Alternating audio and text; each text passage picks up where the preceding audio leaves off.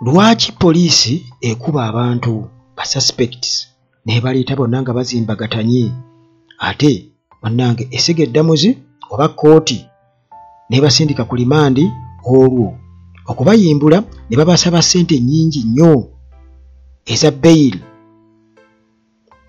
Kantuntu ne Sseggona abatuula ku ligo komiti eya palamenti bwe bati munnange bakunyizza ba officials okuva mu siga eddamuzi era Kantuntu akozeseza ekigambo nti that's nonsense oyo nonsense yennyini. Ate NBS egobye Nambooze ne Kabanda owa PLU nsonga ki? Mwanga Kivumbi atuwadde ensonga lwaki ebyokubeera shadow minister owa finance byamutamira ddala olw'emivuyo. Ate Church of Uganda eweze okutwala ebimuli okukungubaga.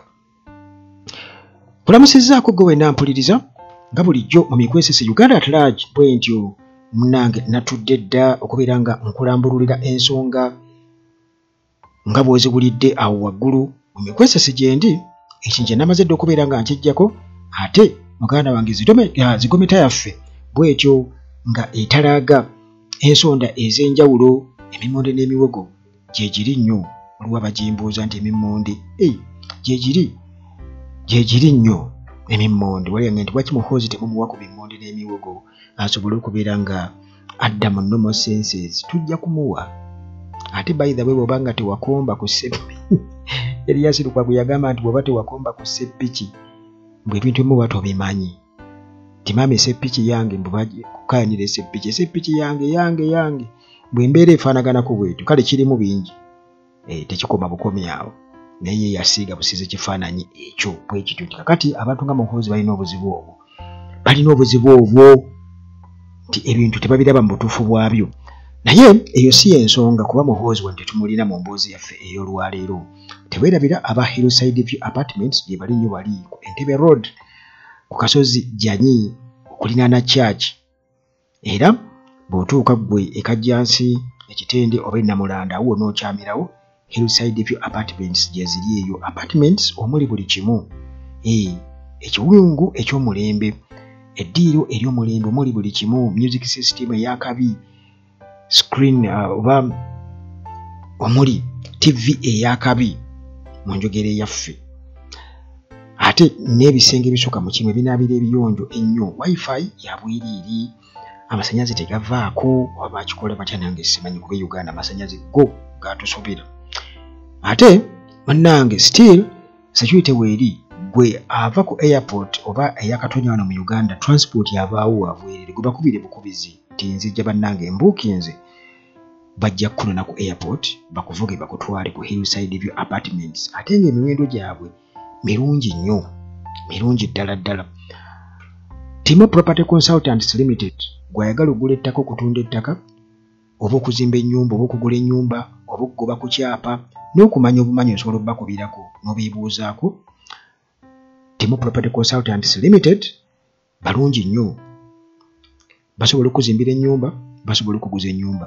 Ate era still balina n'ebitrakita ebisobola okulevulinga ettaka n'ebirala byonna. Balina abapunta b'omulembe nga bw'omanyi ensonga z'okukwasaganya ebikwatagana ku ttaka n'okuzimba.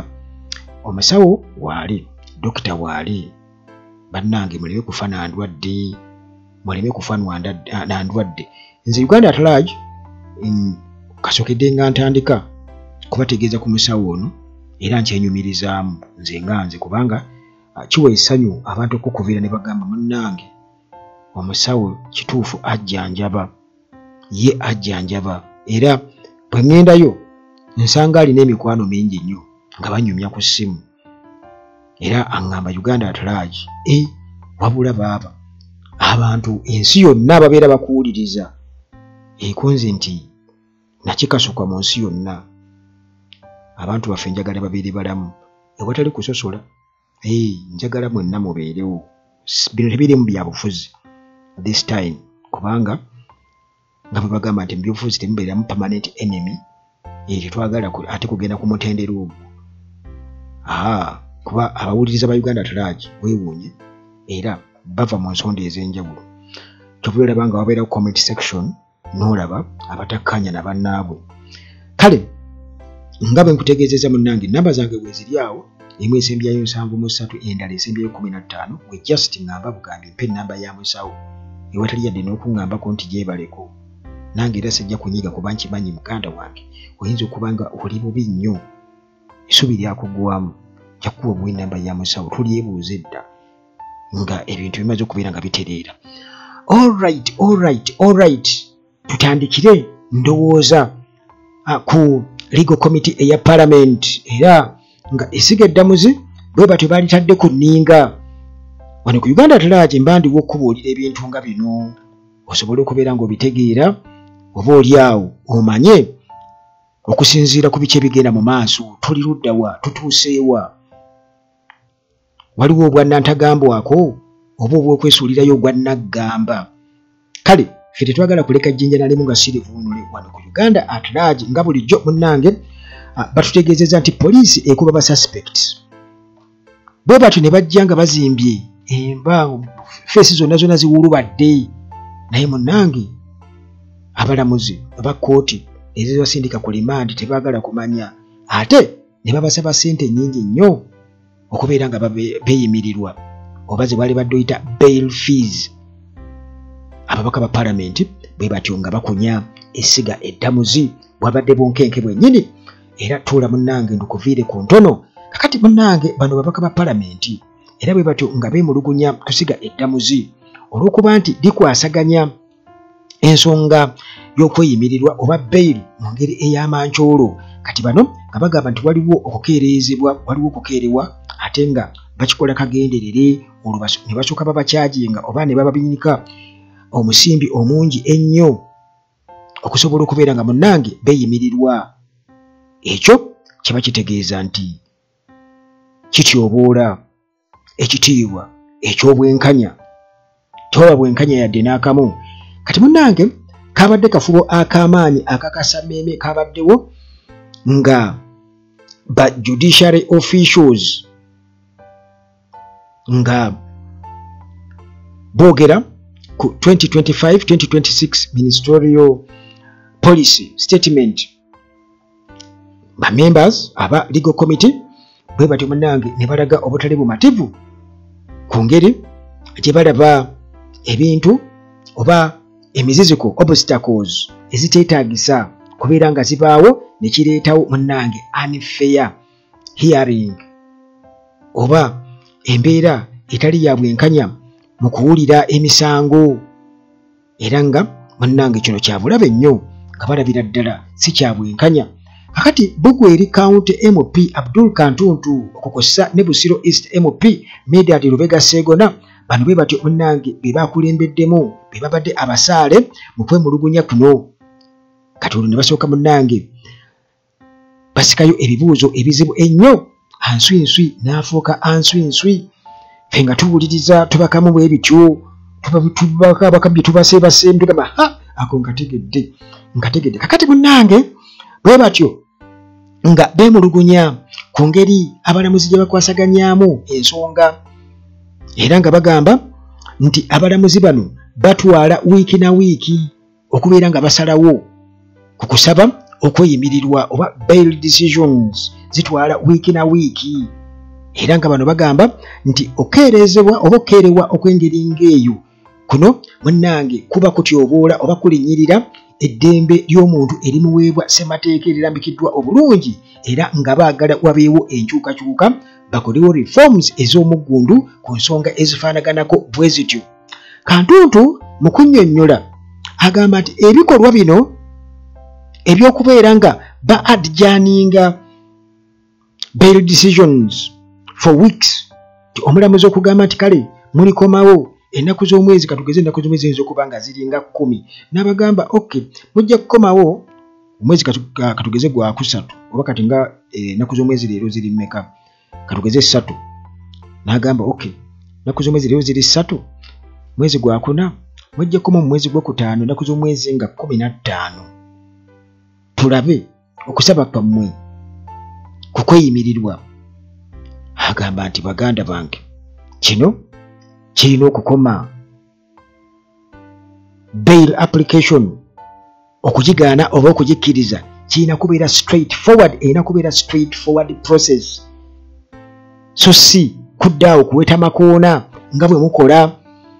Kakati bw'atyo yategeezezza n'agamba nti nno kano kantu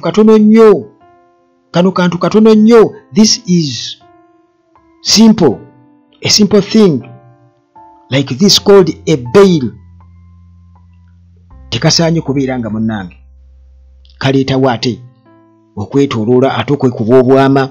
Era n'agamba nti nno omuntu okubeera nga alaga ddeeti oba ennaku z'omwezi empanvu ennyo ku mbeera ey'okusaba okweyimirirwa, nti omulamuzi okubeera nga gati kale n'awawo wiikisi eziwerera ddala. N'agamba nti baganda bange ekyo tekiri professional, tekiraga bukugu mu mulimu gwammwe. N'agamba nti era tekiri mu mateeka, era tekiraga common sense, which is not so common. Weewunye ne mubalamuzi yagala tekiraga common sense. Kitegeeza bwe wali okikozeeko ng'oli mulamuzi kkiriza kuba bakugambye it's not common sense. Sseggona bw'atyo n'ayongerezaako n'agamba nti okukeereeza okwo kukontana ne ssemateeka. Ssemateeka akirambika bulungi nnyo ku ddembe ly'obuntu, okuleka mpozi ng'oludda oluwaabi lumaze okuleetawo ensonga ez'omuggundu, nti omuntu agira akyabeera mu detention oba akyabeera mu nkomyo. Era Sseggona bw'atyo eyemulugunya kusiga eddamuzi nga alirumiriza ng'agamba nti ba judicial officers bwe batyo be basinze okubeera nga baleetera abantu okubeera nga babeera mu nkomyo mu ngeri eteetaagisa. Ategeezezza n'agamba nti mmwe musinze okubeera nga munnange mulemesa constitution okubeera nga bwerambikibwa oba bwerambika bwe birina okubeera nga bikolebwa. N'agamba nti mu constitution, mu ssemateeka, buli muntu yenna alina okubeera n'eddembe lye, alina okubeera free okuleka mpozi nga waliwo oba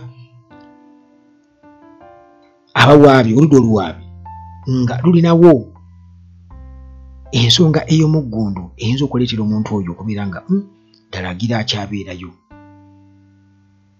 N'abategeeza nti munnange eyo ye position ey'etteeka, etteeka lirambika bwe lityo.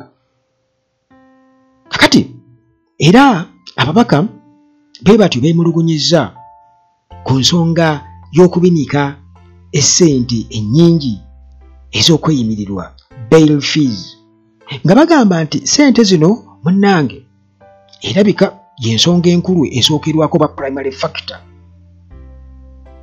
Bano gye basinziirako kubeera nga bakuwa bail, bakukkiriza okubeera nga weeyimirirwa okusinga munnange kooti oba okubaawo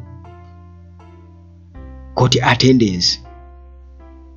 Omulamuzi nti mubeera mumuwulira buli kaseera taliiwo. Mudde yagenda kusoma mukole muti olwo nga mulina okubeera nga munnange musonda akasente kabe kasinge muyite n'eri mumulabemu munnange beerawo munnange wali badde ogira oti omusibe ono waawe. Mubimanyi eby'e Uganda abasajja bawanvu y'ensonga, abasajja bawanvu y'ensonga bakirako okugamba katugeze gavumenti eyinza okuwa abasirikale emmundu ne bagamba mukozese emmundu okufuna kimunaalya. Embeera eba yeekanamye. Kati Uganda abasajja bakozesa mmundu okufuna kibanaalya era bajja kujja ku ttaka lye baliwambye n'ebintu ebirala. Abamu batuuke n'okubeera nga bateeka emisaavu mu kkubo babba abantu. Abasirikale bwe mulaba balina ebikosi by'ababbi tubamanyi bulungi nnyo, amannya gabe mugamanyi bakke, temubamanyi bakke. Agala kwogera linnya naye nga mumanyi bakke, bakka anyongereko ki je kankoma.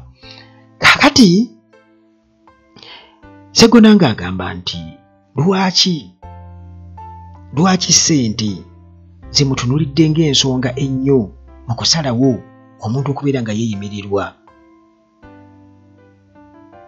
so nga ate bail yandibadde kwegamba egendereddwamu kusekiwalinga attendance, naye munnange eno bagifudde financial issue, nsonga ya ssente. Kantuntu yabadde ayogera ebyo si Sseggona. Kati Sseggona ye n'anootinga n'agamba nti basuspects bangi nnyo, naddala abo abali talinaawo ssente, abankuseere, abalina limited resources. Bano munnange bafunvubira okubeera nga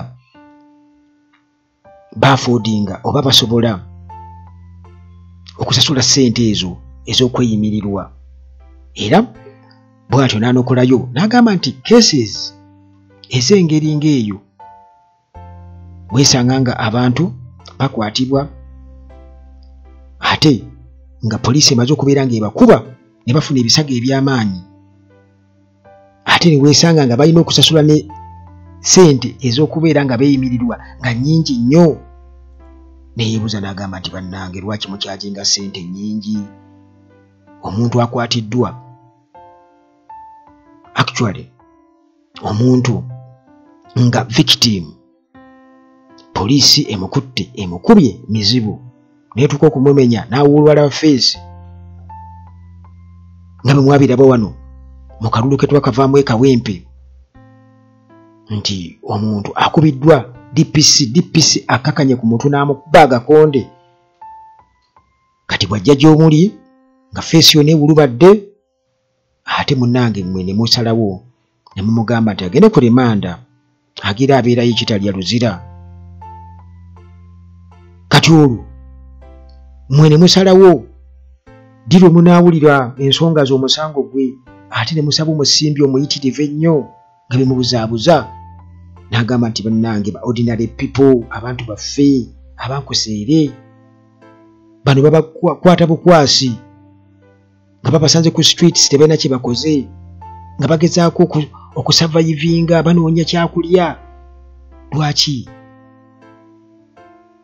muteekawo embeera nga omuntu okweyimirirwa kirabika tekisoboka? Twegamba omuntu yalisaanye oba oli awo akiveeko agambe nti munne Mukama Katonda y'anaataasa, kuba omusimbi tagulina. Kale munnange ababaka bwe batyo nga babuuza essiga eddamuzi nti ddala balinawo ekirowoozo eky'okubeera nga baddirizaamuuko bakube ettooki mu kusalawo kwe basalawo mu kkooti abantu okweyimirirwa. Era ne bagamba nti weetaagisawo etteeka eppya okusobola okubeera nga munnange balambika bulungi nnyo ensonga ya bail applications. Era bwe batyo ne bagamba nti balina okuba nga bava ku guidelines. Kati nga gino Museveni bw'atera okubagamba nti mukole muti, bateekewo etteeka era nga liri kiriya nnyo era nga libawa direction ku nsonga y'okusaba bail. Baleme kubeera awo nti bagambye. Kakati Pius Bigirimana ono nga ye secretary to the judiciary bw'atyo munnange yakkiriza concerns oba okwemulugunya okw'ababaka kwe baalaze kubanga boogerera bantu era ne yeetonda olw'ebyo oba shortcomings ebyo bitatuukiridde mu system.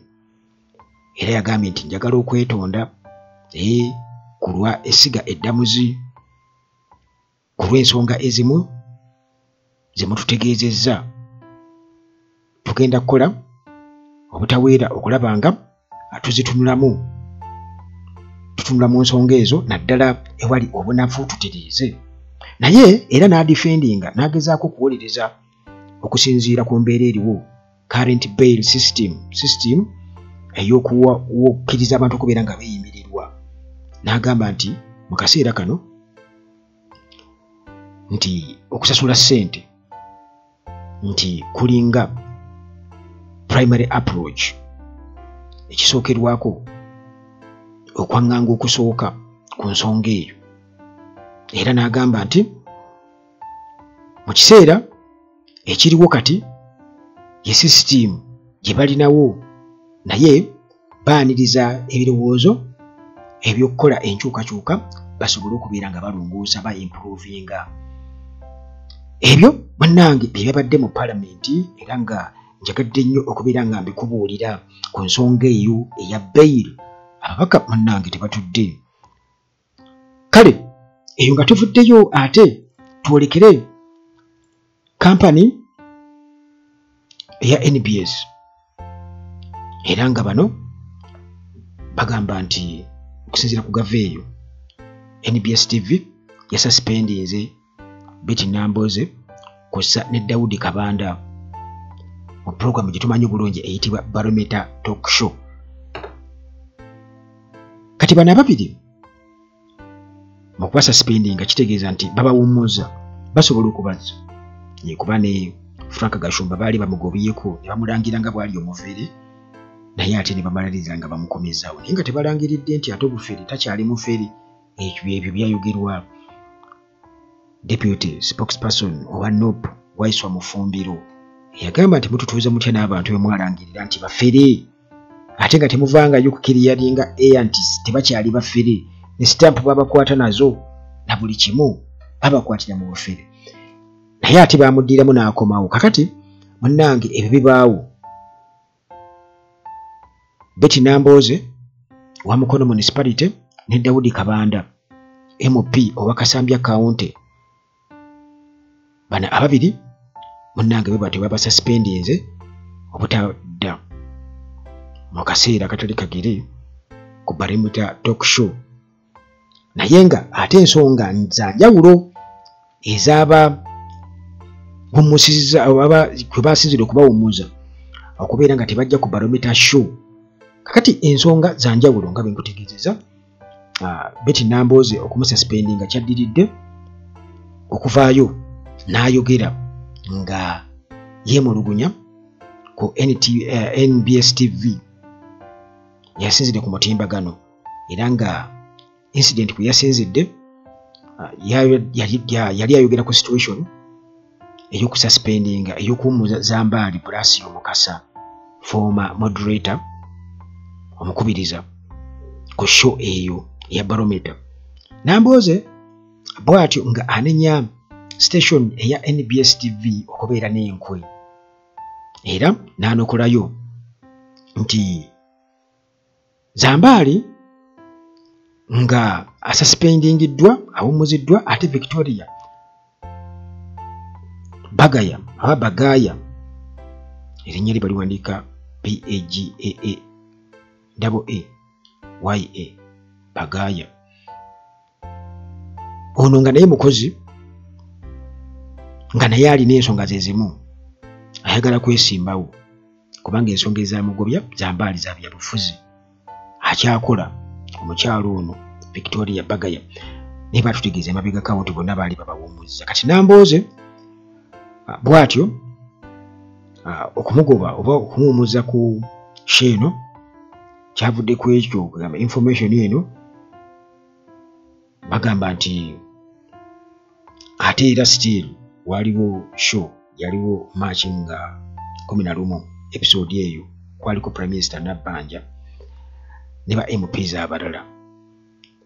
Kati Nambooze teyaliiko ku show eyo ensonga era still yamunyiiza. Kale nti ensonga ezo zetumanyi tuyinza okuba tetumanyi nnyo nsonga oba oliawo kati waliwo endala naezo zetumanyi ku Nambooze era nti ziyinza okuba nga ne Nabbanja naye kugamba mbwe ensonga eyo bagirimu tuteekayo akasente eri NRM kyoyo mamugobe kubanga naye atufukidde akayinja mu ngalo kuba Nabbanja tayagala bintu ebyo mujjukire bulungi nnyo era ne mu palamenti juzi yali agamba Ssenyonyi lwaki bwenzija wano lwaki naddala nga bwendi lwaki bwe Kasolo beyogerera gavumenti ogyogerera kakati ye Daudi Kabanda ono bamususpendinze oluvannyuma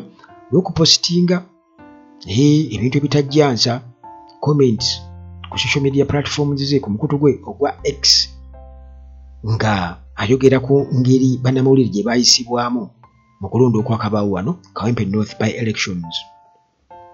Kakati obubaka bwa Kabanda bwali bugamba butya nti kababakube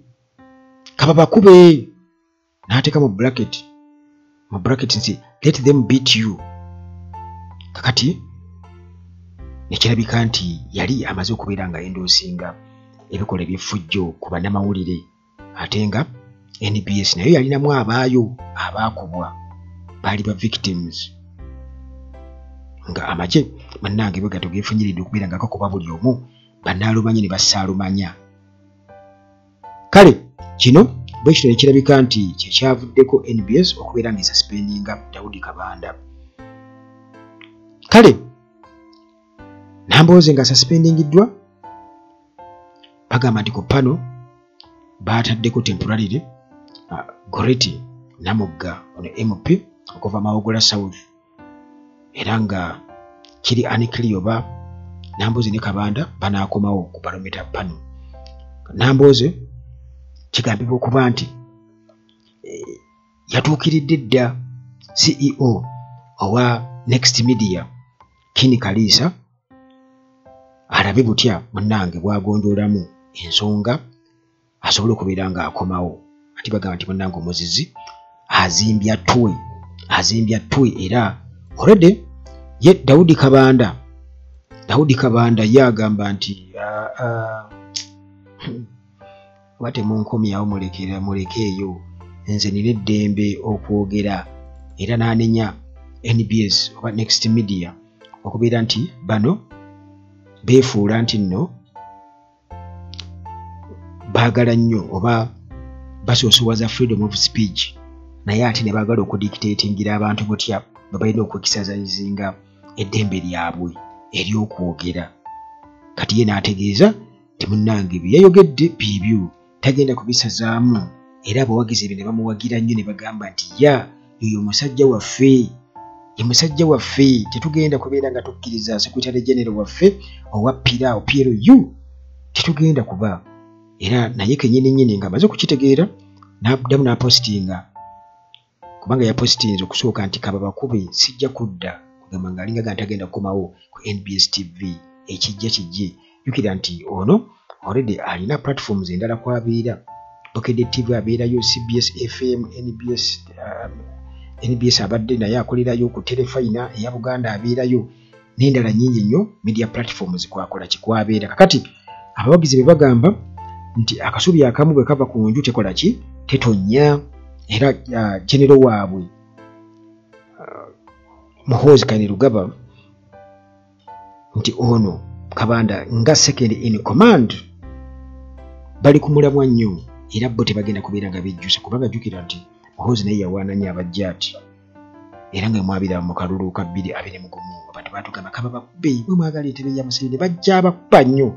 Kati abantu nga Bakabanda muganda wange era yendowooza yaabwe era bo bagamba tebeetonda nti bagamba nange ekyeyuniza ennyana kiva mu kibeere. Jjukira nti NBS yasooka nayo neegwa ku kyokya sigwe mundi ogusoose ne Robert Kyagulanyi Ssentamu kyajje addeyo okubeera nti nno akkiriza okubeera nga bamukyaza ku NBS TV kubanga bano basooka ne balaga sayidi era nga balagira ddala nti bakolera Gen Museveni oba bali bamwegulako ki teri amanyi naye ate bagamba nti era NBS eyo muganda wange ate era yabali naye ndowooza engeri gyekiri nti balina okukola business ndowooza balina okugireka yeetaaye kubanga amawulire munnange gaba gava mu buli nsonda ate kwegamba gaba volatile gwe mu ndowoozayo nti gasobola okubeera nga gambuse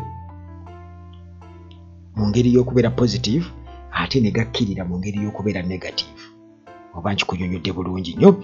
Kakati muganda wange eyo katuveeyo tugende tulabe ate ku nsonga za budgeti tuli mu parliament era tuzzeeyo naye nga kati this time ate tuli era ku NBS TV era ku barometer kwe tuli naye kati ate era twewolayoko kubiri mu parliament kubanga bano babaka ba parliament era nga batunnyonnyola muganda wange obutali bumativu ku nsonga za budgeti. Kale uliriza bulungi nnyo nange nga bwengezaako kubeera nga munnange onkunnyonnyola ebyo bye mba mbaseemu akatono bye ntegedde. Kakati Mwanga Kivumbi agamba ye takyali shadow minister for finance olw'ensonga nti munnange tewaliwo bwesimbu na bulambulukufu na mazima gaggwamu tegaliimu. Kale era bino byabadde ku TV ey'eggwanga UBC kwe byabadde era nga babadde boogera ku budget ya Uganda. Bano bwe bati ne beemulugunya ku sente ezirabika nti buli kaseera ziba mu budget bazongeza era nga beebuuza bagamba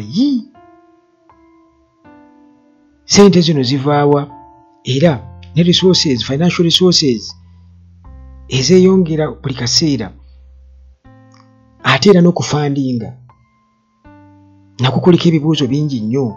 Kati Honorable Henry Musaasizi, Minister of State for Finance, yawadde update ku budget ey'omwaka era ng'agamba nti eno eteeberezebwa, twogera ku kuteebereza estimate oba estimated at 7.9 trillion Ugandan shillings.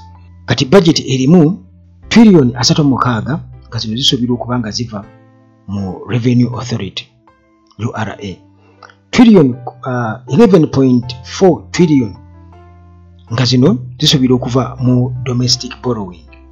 Bannaffe abatuwola wano abalina omusimbi binnababuuza nti bannange be baani abo abalina omusimbi booguwola gavumenti ng'ate baawano 10 trillion nga ziva mu ba debt rollers rollover oba debt rollover. Kino kitegeeza nti abaatuwola ne tubeera nga tetunnabasasula naye ate ne bazza obujja endagaano obanga bataddemu amagoba ne batwongerayokko n'okutwongerayo kwegamba nti ku bbanja ne babadde batubanja ne bongerezaako bwongereza ne bagamba kale tuba tubabanja mmeka mwakasasulako mmeka kati twongerako bbanja ki twongereko trillion mmeka ko ketwongeddeko kati tubabanja bweziti kale bwe batyo 1.4 trillion okuva mu budget support resources oba sente okuva mu nsi endala katuzeewoze ne bazireeta wano ku kittavu kyaffe era nga tulina okusasula amagoba. Naye munnange bano batugamba nti figures zino zikyukakyuka okubuusabuusa ne kubeera nga tekwewalika kubanga nti bano kye bakola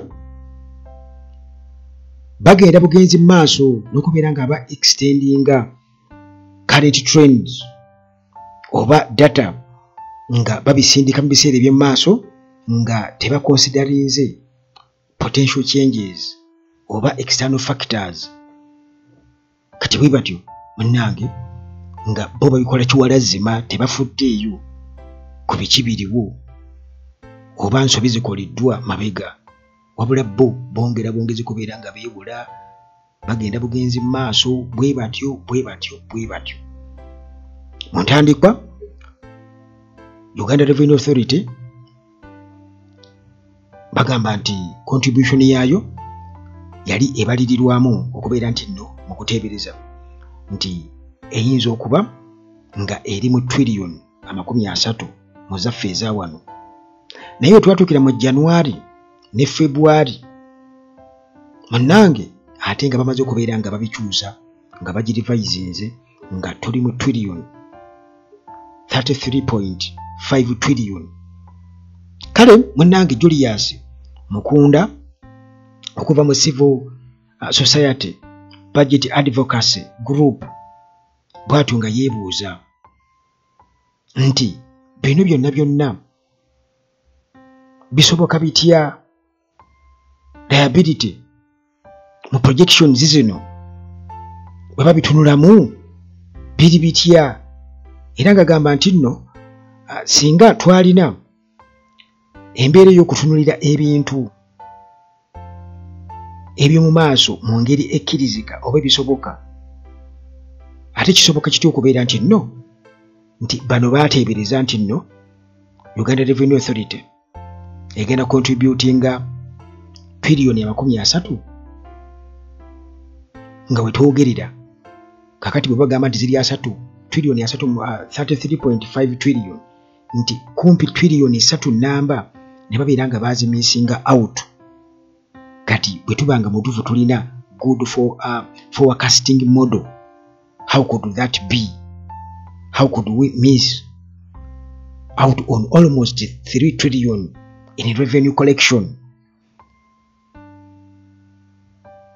Ddala tuba n'abantu ddala abalaba ebintu mu butuufu bwabyo nti ababalirira kubanga eno budget yaffe gyetubalinga tugikola eggwanga lyaffe tumanyi bulungi nnyo resources zetulina kati awo nga balawowo era embeera etali ya buntu kakati bw'atyo era n'anokolayo ebitatambula bulungi nnyo mu kuteebereza budget oba budget estimates n'agamba nti twatandika ne tiriyoni 57 mu budget framework level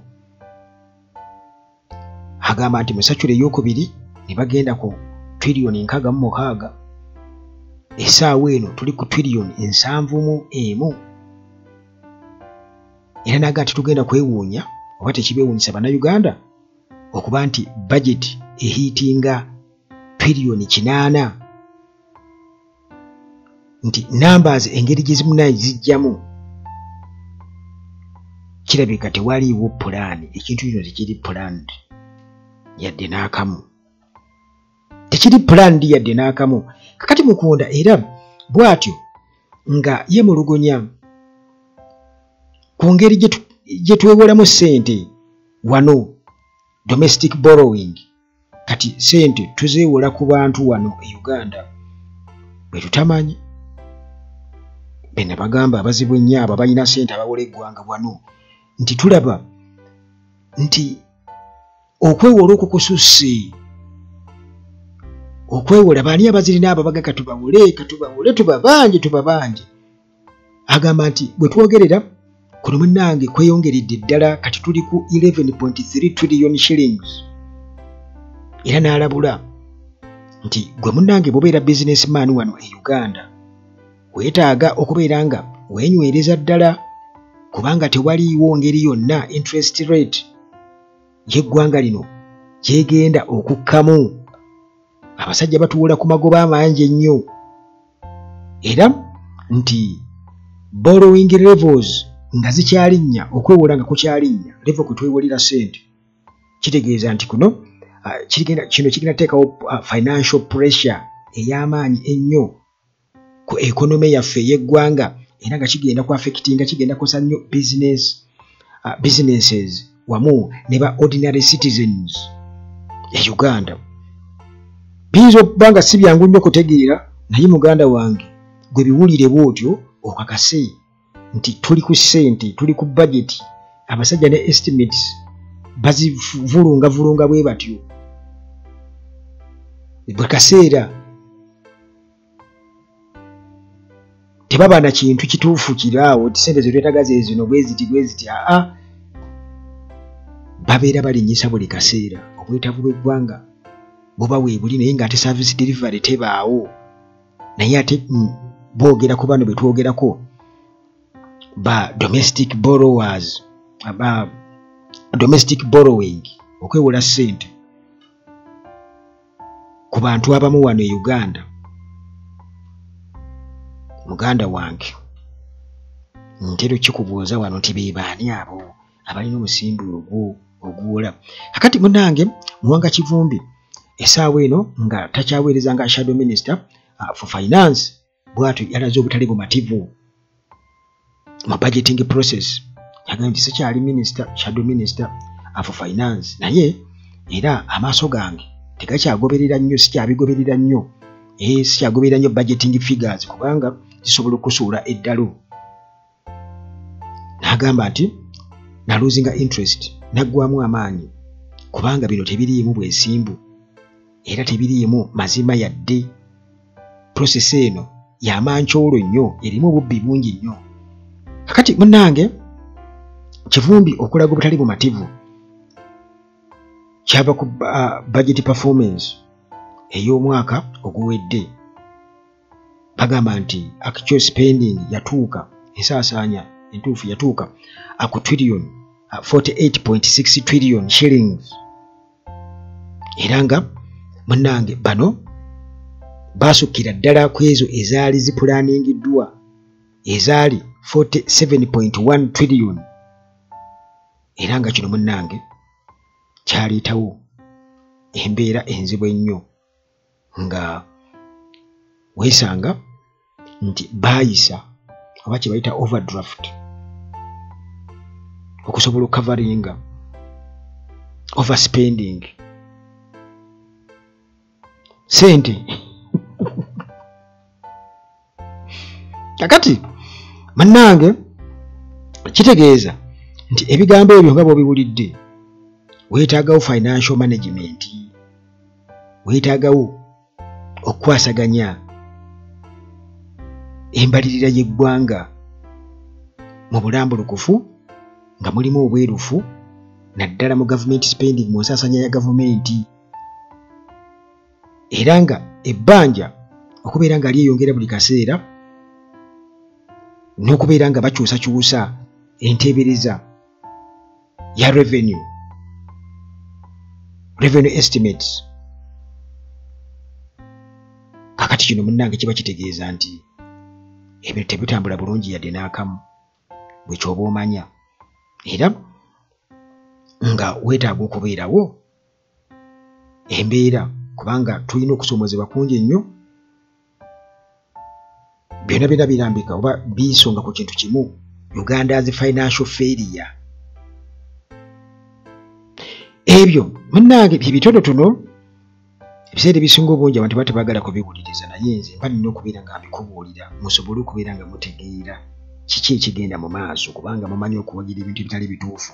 Naye katumalirize ne Church of Uganda eno egaanye munnange okuleeta ebimuli mu kukungubaga ebimuli bimugula ebyo ne muleeta. Kakati Church of Uganda bweterangiridde tekyakkiriza bimuli ebyo eya mu kukungubaga, era baagala mbu church etekesera mu kubeera nga ekubiriza abantu okubeera nga basimba emiti mu kujjukira abantu baabwe ababeera bafudde ab'eŋŋanda n'emikwano.